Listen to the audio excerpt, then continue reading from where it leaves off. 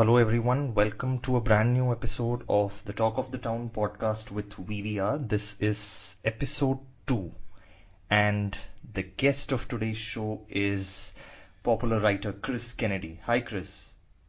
Hey, how are you? I'm fine. How are you doing today? I'm doing great. Uh-huh. Thanks for having me. Looking forward to talking with you today. Sure. Just a brief introduction. Chris is a well-known science fiction fantasy writer and speaker.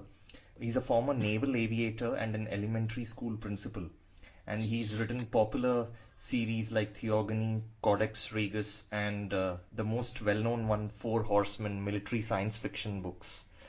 Anything else you think I should cover about you, Chris? In addition to writing, I'm also publishing not only myself, but some other people now. So I think I can answer, just about any question you want to pose me here about writing or publishing. Sure. So, in general, like everyone, all aspiring writers, they have a story as to how they actually started the journey. So that is something I would like to know in terms of, because you were, before you were in the Navy. So how did it start? Like, how did writing come about in your life? Well, I've heard that 81% of people have a story they want to tell. I was always one of the 19%. I didn't think I had a story, which may sound weird, coming from someone that's got 14 books published. But I really didn't. And then one day, I was driving home from work, and some of the things I had seen all kind of gelled together. And I thought, well, if this happened, then this, then this, then this. Wow, that'd be a neat story. I said, I should write that down. Well, I don't know anyone in the industry. And I got home and I had talked myself out of it. And my wife said, hey, dinner's going to be a little late because life. And I decided, well, hey, I think I'll write it down. So I pulled out a laptop and started typing, and my wife said, hey, what are you doing? And I said, I'm writing a story. And she said, no, really, what are you doing? And because it was that, that out of the ordinary. It wasn't something that I'd ever done or ever talked about or, ever said, gee, hon, I'd really like to write this book. So it really kind of almost came out of nowhere, but it was at a time where I really needed it. We were having some financial difficulties, and when the book sold, it really helped me out a lot. So it was very welcome. It was a welcome success. Oh. Not that there's ever an unwelcome success, but at the time it was really appreciated. Right. And in terms of the genre in which you write, it's like science fiction, military science fiction. So I'm sure you would have drawn something from your experience as well in the Navy, right? Oh, absolutely. As a matter of fact, the first couple books that I wrote were more military fiction than they were science fiction. They were about a Chinese assault on the U.S. town of Seattle, the Chinese invasion of Seattle. Right. And it took place a couple years in the future. So it was, basically current technology, current militaries, things that I was very familiar with. So absolutely, I definitely drew on my experience there, and how militaries work and war and things like that, throughout the rest of the books as I've gone along. It's been very helpful. Oh, right. Because that's what I have noticed. Writers who start out for their first novels, they always tend to draw from their lives experiences, and as they grow as writers, their journey kind of brings new experiences into their writing craft, right? So I'd agree with you absolutely. When you first start writing is hard. Writing is getting 100,000 words or 80,000 words, or if you're writing novels, that's a lot to put together. So having something that you can draw on is a great help to doing that. Then once you've seen that you can do it, and you become a little more confident, you can start to write the things that you want to write about, not necessarily just the things that you can write about.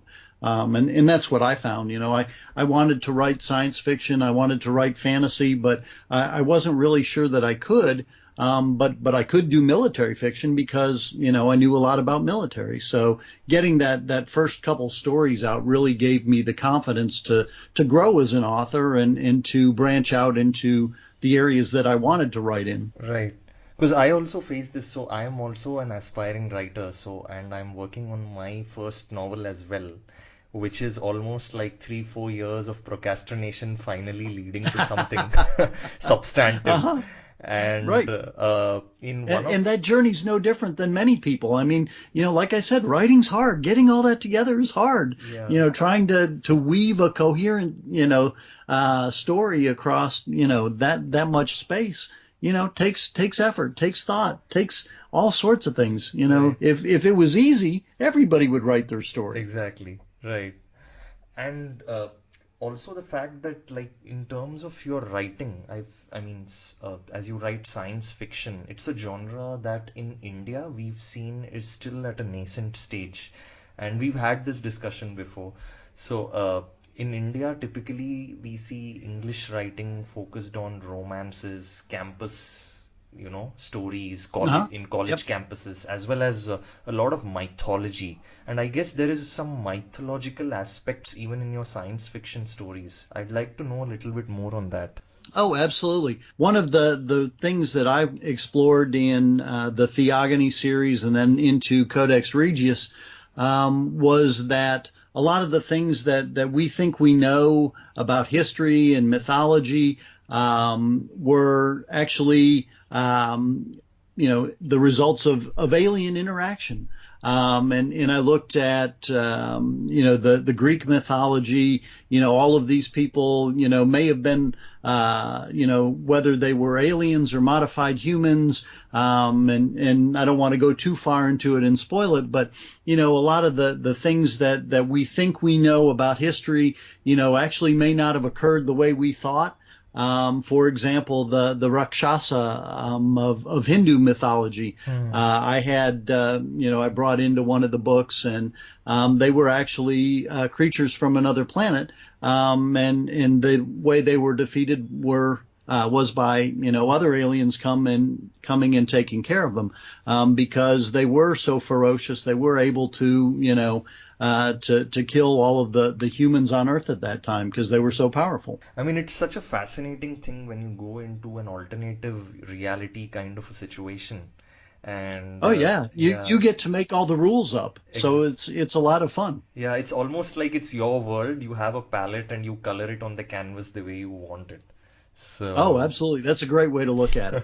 yeah, so I think although the Indian market is nascent, I think there is a lot of potential in the future for this because I definitely know that writers like Isaac Asimov are, quite well read in India, the Foundation series especially, and a mix of science fiction and mythology would possibly in the future work well. So I think I mean, your book gets read over here in this country, I think it will be a little ahead of its time. The Four Horsemen books that another author and I have out right now actually have picked up some readers in India Oh, through the Kindle Unlimited program. So they've been getting some reading there. So hopefully as the series goes on, we can continue to draw there. So I'd like to be part of opening up the nascent market for you. I mean, it's like a case of unusual traction. Like, for example, this show, when it started, people were listening from India, and then I go to YouTube analytics and check out, and there are listeners even from Germany, which is something like, I didn't even target for. But It's neat. Everybody in Germany speaks English. yeah. They have to take it as a second language, so you'd be surprised. I sell a lot of English books in Germany. It's one of the Oh, top countries I sell to. oh, So interesting. yeah, I'm not surprised at all. They are very avid consumers of books, Hmm. and so as you get into writing and this podcast goes into the art and science of writing or wherever you take it. You may very well pick up many more there. Wow, interesting stuff. Uh, the thing that I want to know next about is your writing process. So, like when you've decided now that I guess you'd have some kind of an idea of what story you want to write. How long does it take, and what are the different stages in which you develop the story out? It usually takes me about 2 months to write a story. About 100,000 words. Weekends are my big days. It being Saturday, I already wrote 2,000 words before I came on the show today. Oh, And here it's, we started at about 10:30. So, right. I got up this morning, did some business things and then started writing. And on a Saturday, I can normally write, about 7,000 words, give or take. I've written as many as 10,000 in a day. Oh, But so I get the majority of my writing done on weekends. I'll get a little bit done during the week, but I usually use the week for taking care of other things like other books that I'm publishing. Before I publish them, I want to read them and make sure everything is right. right. So I do a lot of that during the week. Yeah, I think the most interesting challenge that writers, especially newbie writers, face is how do we kind of manage our time with the Oh, day job, absolutely. and I mean, there are very few lucky people like Stephen King who can actually make a living out of writing full time.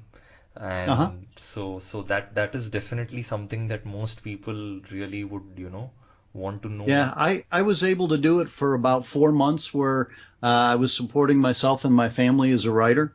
Wow. But now I have 3 kids in university, Uh-huh. so I needed a day job too to augment that. Right. Because university wants to be paid when they want to be paid. Exactly. They don't want me to say, hey, I got this book coming out and I'll start getting paid for it in 2 months and I'll pay you then. That doesn't work for them. So I Yeah. needed a more constant, steady income. Right.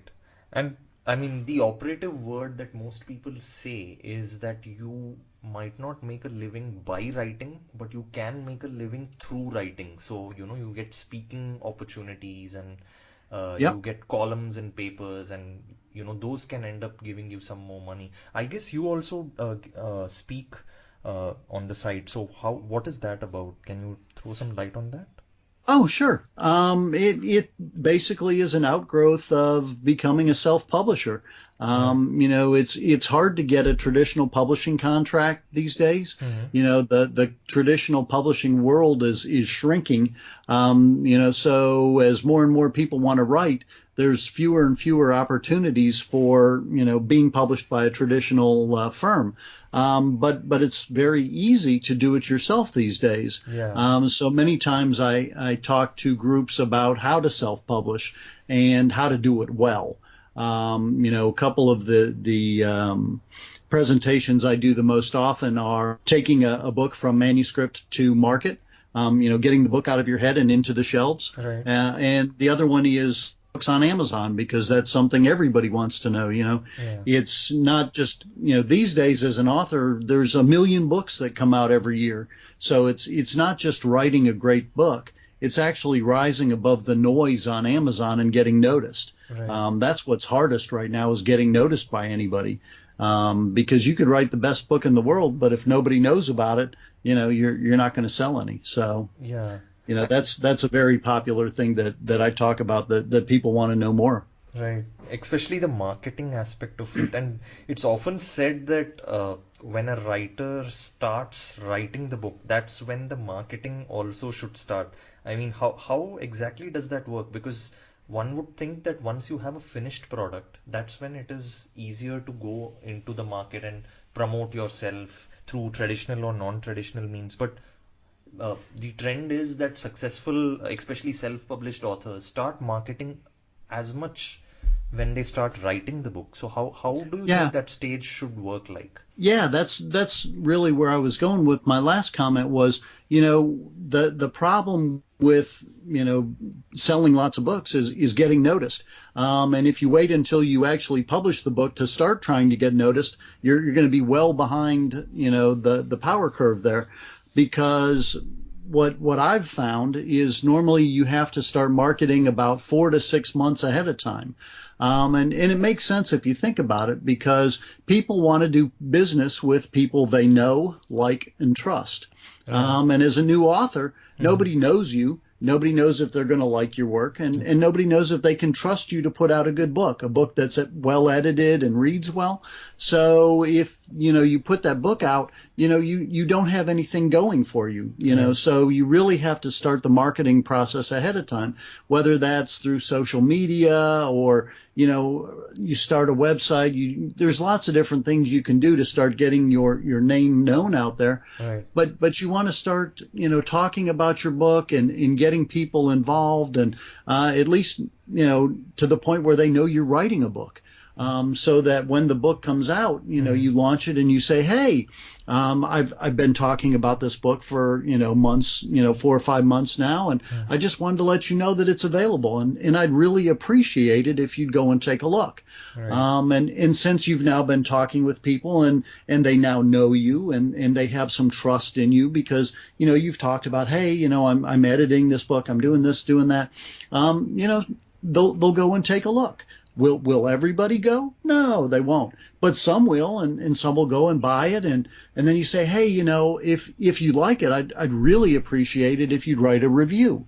Right. And once again, is everyone going to do that? No. But Right. some will, because you've developed that trust, that bond. And when people start writing reviews for your book, that's going to give it the social proof that other people who don't know you, can use to trust you.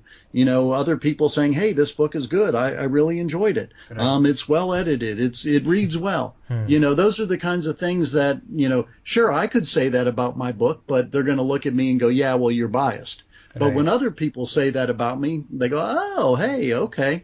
And that's something that Amazon uses, when people write reviews for your book. Right. And once you get, enough reviews, they'll start putting your book next to other books. People that bought this book also bought that. Right. And then that starts, the marketing process, really starts kicking off then when Amazon starts advertising for you, because they've got a lot more money to advertise than I do. Right. And they know what everybody likes. Yeah. They know what you've bought in the past, so their algorithm tries to match you up with things you might like in the future.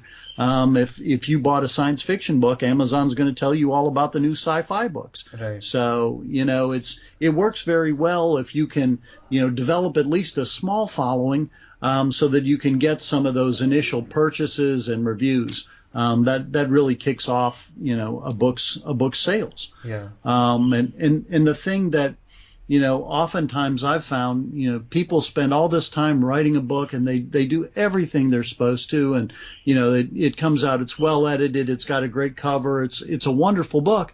But if nobody knows it's coming, then it doesn't go anywhere. And the author says, oh, well, I guess I must not be a good author. I guess I'm no good. I guess I should go do something else. And that's not true at all. It's not a failure of you as an author. It's a failure more of the marketing. So. Right.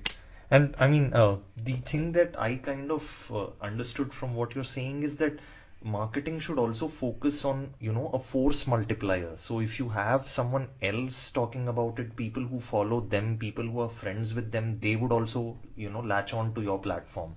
And also, I think a back catalog. So as, probably one book will not be enough. As you kind of increase the number of books in your repertoire, I think that also helps in selling your previous book and, builds a more loyal kind of fan base, right?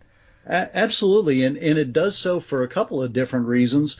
Getting back to that whole trust thing, when you put out a book, somebody may take a look at it and go, oh, well, that looks interesting, but it's the first book of 3. How do I know that he's going to write the second and third book? I may like it, but then it goes nowhere. How do I know? So when you put out the first book and then the second book and then the third book, people go, oh, well, he must be a serious writer because he's written more than one book. He's serious. So they just naturally assume that you're doing the right things and that you're going to be a better author because you've written more. That isn't necessarily true. Sometimes it is. Yeah. But people just make assumptions based on the fact that you have more than one book. And if they're all in a series, people are going to go back and start at the first one. So having more books gives you more opportunities to be found. Maybe somebody just missed, wasn't on looking when you wrote your first book, but now they're looking and they see the second one, they're going to go back and start with the first. So having more books gives you more opportunities to be seen. Lets people know that you're serious, and readers like to read, more than one book from an author. Yeah. When you find an author you like, you want to read everything by them. Yeah. And there's a psychological roadblock if you only have one book, because readers are going to think, well, I may like him, and what if I like him? There's no more books. Right. There's nowhere to go. Like if you have a pleasant experience, you want to kind of replicate that again and again. So right, guess, absolutely. yeah, subliminally that's what people think. But one thing I do want to ask you, because you've said that you've written military fiction and then you've moved to science fiction, and this is again a side note from what we were talking about, having a big catalog of books. Did that because they say that loyalty to the author is also with the genre, and when you kind of changed, I wouldn't say it's a complete genre change, but from military to science fiction, did that really impact your book sales, or the way people perceived your books? Did that really have any teething problems? Well, when I went from military to military science fiction, it actually helped a lot, because there are a lot more people that read military science fiction than there are just military fiction. Oh. So the audience was a lot bigger, and it gave me a chance to expand. I then thought, well, hey, I did this, and I'd like to write, a fantasy series. So I wrote the first book in the fantasy series, but fantasy is different enough from sci-fi that it didn't transfer. I thought, oh, hey, I've got this great readership, they'll follow me over. Well, they didn't. And that book, actually didn't do anywhere near as well as I thought it would. I thought it was going to be a great success, and it really wasn't, because I hadn't gotten into the fantasy readers and 4 to 6 months prior and started telling them about it. I thought that I could just keep my normal readers and they'd come over, but they didn't. And I hadn't done any of that preparation in the fantasy world. So I didn't have people there ready for it. And it didn't do as well as I hoped. So you're absolutely right. When you change genres, you have to start all over building a following, from the ground up. That's a challenge that many writers face, because their inner creativity wants them to expand and push the envelope. But as they keep writing, people want more of the same rather than something different. Right. And if you are a big enough name like Stephen King, you can get away with it, because people will read anything you write. Right. But if you're Chris Kennedy, not so much. I've got people that'll read, I had somebody, when I put the fantasy book out, that said, I don't like fantasies, but I like yours. And it's more, they like the way I write, they like the style, they like, the way something's covered, and I've got people that'll follow me, as long as I don't do something too crazy, they'll follow me into other things and give it a try. And hopefully I have a big enough following now that I could do it. But earlier in my career, I wasn't so blessed.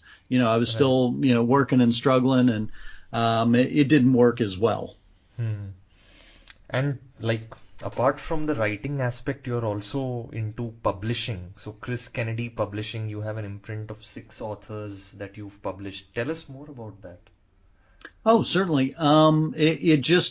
It was kind of a logical outgrowth. I was doing my own books, and I had, a couple friends that were putting out books, and they didn't have a traditional publisher that wanted to pick them up, and they weren't sure that they could do it themselves and do it well. And they said, well, hey, Chris, would you do this for me? And so I did a couple books, kind of on a just, sure, if you pay me this, I'll put it out there for you. And that has kind of moved forward to where I'm now a traditional publisher of my own, where I'm signing authors to contracts and doing the editing and the book covers and everything for them, and then paying them based on the royalties. So I've kind of become a small press publisher myself. Oh, that's And I've had some good luck with that. I've one of the relationships I made with one writer, Mark Wandry, turned into the Four Horsemen universe, and he and I are both writing in it. I published his book, which was the first book in the series, and it was on a couple of Amazon's top 100 lists. It was at number 20 or higher for the last 3 months. Got as high as number 5 for a little while. So that's gone very, very well. I've got a couple other authors that I'm publishing, Jason Cordova and Susan Lambden, that I know are going to be breakout authors here really soon. So I'm really excited about where I'm going with it. Oh, that sounds interesting. So you saying Except that it just keeps taking time away from me writing. So that, it's like you said, it's a matter of trying to, get the time to do everything you want. So it's just, more things that are competing for my time. But that's why I'm having to, make sure that I get my Saturday writing done. I get Sunday writing done, and then work on their things during the week. When I'm able to and can kind of judge it all out. Yeah, I mean, that's also a challenge that many, especially self-published authors, have to grapple with, because sometimes trying to market the book, trying to be in social media and visible all the time, it can really distract you from your craft and Oh, absolutely. pull your energies away from it, which is because that's what is the main deal. So, like you kind of get lost a little bit in doing that sometimes. So You absolutely can, especially in some of the social media. I call Facebook a time vampire. It just kind of bites hold of you and sucks your time dry. So that you can easily lose track of what you're supposed to be doing, and get involved in the marketing and in social media. What I've read is you should spend about 20% of your time doing social media or marketing, and 80% of your time writing. Oh, that's a nice benchmark to have. I mean, I hope that all the aspiring writers are listening to that one. Uh, Well, if you're a writer, you should be writing, right, and like absolutely. we already talked about, the more books you have, the more successful you're likely to be. So, write more books. Right. But you were talking interestingly about co-authoring a book. So how did that work out? Because as a writer, it can be because your creative process could be different from another writer. So how do you actually resolve? So for example, if there are any plot differences or character sketches that you probably don't agree with, how do you, like, because it's like it's writing is a very individual kind of a craft. So how did that experience come out for you? Well, I've done it a couple different ways, where I've worked with other authors. The Four Horsemen series with Mark Wandry, we each wrote our own individual books, Oh, but we talk every day, through social media of how, okay, here's what I'm doing, here's what you're doing, and we go back and forth. And before we even started, we laid out the universe, what the rules were going to be, and how we were going to work together. So we went into it knowing, okay, I'm expecting you to do this, you're expecting me to do that, and we laid, very strict ground rules where if we get to a point where we absolutely do not agree on something, he was the one that created the universe, so he has 51% of the vote, wow. and he can override me on matters of content. I, however, have 51% of the vote as far as the publishing goes, so I can override him on that. And we've worked together very well on it because we know that in order for each of us to be successful, both of us have to be successful. So Right. I want him to do, great. He wants me to do great. And we reinforce each other and try and do the best we can for each other. I've also written a book with another author where It's a co-written book where, I've written half of it and he's written half of it, and that also is, that's different, but still is a matter of working together. And I think the way that you do that and are successful with it is you set the ground rules going into it. Who's responsible for what on what timeline? Because, especially since this isn't our day jobs, the day jobs can get in the way. And I've had to be a little more flexible because his day job is a little more demanding of him. I actually finished my part, and I'm now kind of waiting for him to get his last couple chapters done. So, I think that when you're working with somebody else, you need to be respectful of their time and what they're doing, and make sure you have it all worked out before you even start writing, who's responsible for what. Yeah, I mean, that sounds like an interesting example of a joint venture collaboration. Yeah. Oh, Yeah. I've enjoyed both of them. They both are, things that I hadn't done before. It's the first opportunity to work with somebody else. So I've been blessed and able to do it a couple different ways. The synergy of writing with somebody else is what I really like the most about it. The Four Horsemen universe. Mark and I will be on social media, and I'll say, "Well, hey, what about this?" And he'll come back, "Well, yeah, that, but how about this as well?" And I want to do that and that, and we really get each other fired up about it, and are able to bounce ideas off of somebody else. Where as opposed to me just writing, I'm like, I've got my own ideas and I'm going forward and I really like them. But sometimes somebody will say, well, hey, what about this thing? And it'll be, oh, why didn't I think of that? That's awesome. So it's neat to have a co-author in the series where we can create things. And, we've actually worked out the series, I think, through about 10 books, in our heads just from going back and forth on. So it's You been get a a lot of sounding fun. board, Yeah, for all absolutely. There is another thing very unique that I saw on your website, the red shirts. Oh, yeah. I'd like you to explain to the listeners what it is. Very innovative, actually. Absolutely. The concept of red shirts comes from the TV show Star Trek, and the red shirts were the minor characters, and they always seemed to be in red shirts that would go down to the planet. They'd get about 5 minutes of screen time, and then they'd get killed. And I let people do that in my books, where if somebody wants to sign up on the website, I'll write them into a book. I'll use as much information about them as I can, so that people that know them can see that yes, that really is that person. And then they almost always die.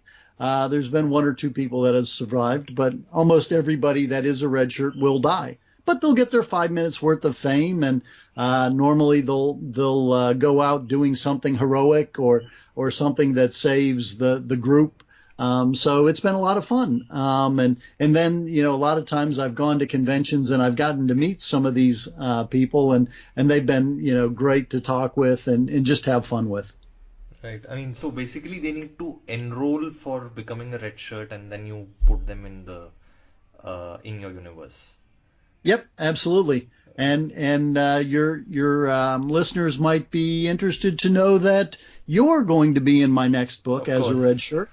I have Vineet in for the next book, which is called The Golden Horde. And he'll be in. I was actually writing about him earlier this morning. So he's going to be a character in the next book that I release. Well, Chris, I just have one brief for you. As long as I get an honorable death, a heroic one, I'm quite happy to be a Yep, part of the I haven't series. given anybody a bad death. Ah, If you trust me enough to let me use your name, I'm going to try and do something good for you. amazing. I feel like a martyr already. You never know. Maybe you'll make it through. Who Oh, knows? yeah, sure. It But was I a won't nice count on it. conversation, Chris. Really nice speaking to you, and a lot of words of advice and wisdom for young aspiring writers, including myself. Would you like to talk about your website and your author page on Facebook? Oh, sure. Yeah. If people want to find me, they can find me at chriskennedypublishing.com. They're welcome to come take a look. You can contact me there, find out what I'm doing. You can read about the other authors I'm publishing. You also can get a free book. If you sign up for the mailing list, you'll get the one of the first short stories for the Four Horsemen universe. You can get the other one at Mark Wandry's site, which there's links to there. So, please come get a free book, join the mailing list, and come on aboard for the Four Horsemen or whatever else you like. And I'm certainly very approachable. So if you have a question about writing, please shoot me an email. Yeah, I mean, I can definitely vouch for that. Chris is very approachable. Uh, Thanks. thank you so much, Chris, for this enlightening conversation. And with that, we come to the end of the second episode. Thanks, listeners, for joining us, and we'll see you next time. Thank you. Thanks for having me.